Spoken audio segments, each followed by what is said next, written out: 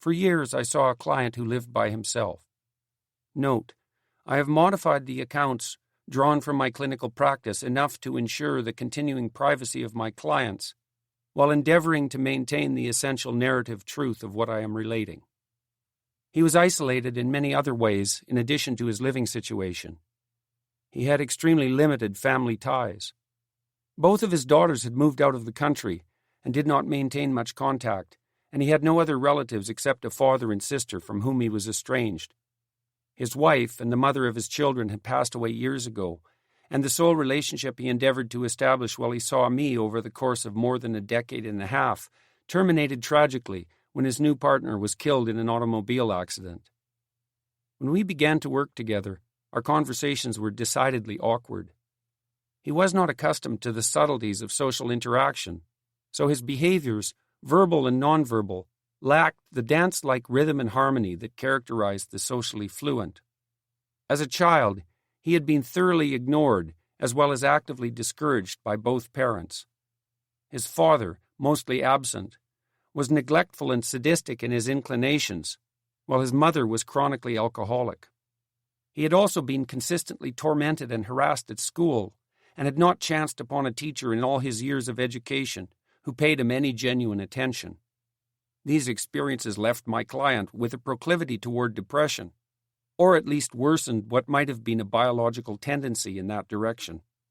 He was, in consequence, abrupt, irritable, and somewhat volatile if he felt misunderstood or was unexpectedly interrupted during a conversation. Such reactions helped ensure that his targeting by bullies continued into his adult life, particularly in his place of work. I soon noticed, however, that things worked out quite well during our sessions if I kept mostly quiet. He would drop in, weekly or bi-weekly, and talk about what had befallen and preoccupied him during the previous 7 to 14 days.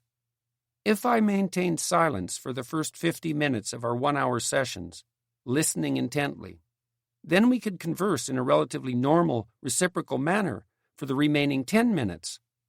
This pattern continued for more than a decade, as I learned increasingly to hold my tongue, something that does not come easily to me. As the years passed, however, I noticed that the proportion of time he spent discussing negative issues with me decreased. Our conversation, his monologue really, had always started with what was bothering him and rarely progressed past that. But he worked hard outside our sessions, cultivating friends, attending artistic gatherings and music festivals, resurrecting a long-dormant talent composing songs and playing the guitar. As he became more social, he began to generate solutions to the problems he communicated to me, and to discuss, in the latter portion of the hours we shared, some of the more positive aspects of his existence. It was slow going, but he made continual incremental progress. When he first came to see me, we could not sit together at a table in a coffee shop, or, indeed, in any public space, and practice anything resembling a real-world conversation, without his being paralyzed into absolute silence.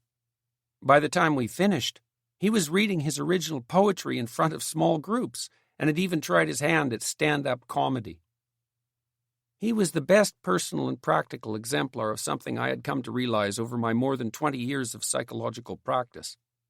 People depend on constant communication with others to keep their minds organized. We all need to think to keep things straight, but we mostly think by talking.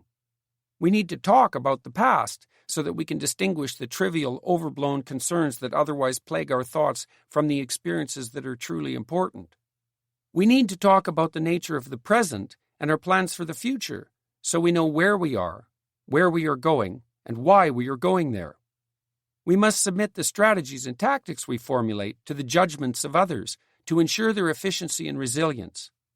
We need to listen to ourselves as we talk as well, so that we may organize our otherwise inchoate bodily reactions, motivations, and emotions into something articulate and organized, and dispense with those concerns that are exaggerated and irrational.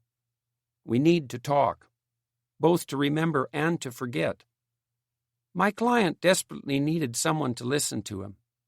He also needed to be fully part of additional, larger, and more complex social groups, something he planned in our sessions together and then carried out on his own. Had he fallen prey to the temptation to denigrate the value of interpersonal interactions and relationships because of his history of isolation and harsh treatment, he would have had very little chance of regaining his health and well-being. Instead, he learned the ropes and joined the world.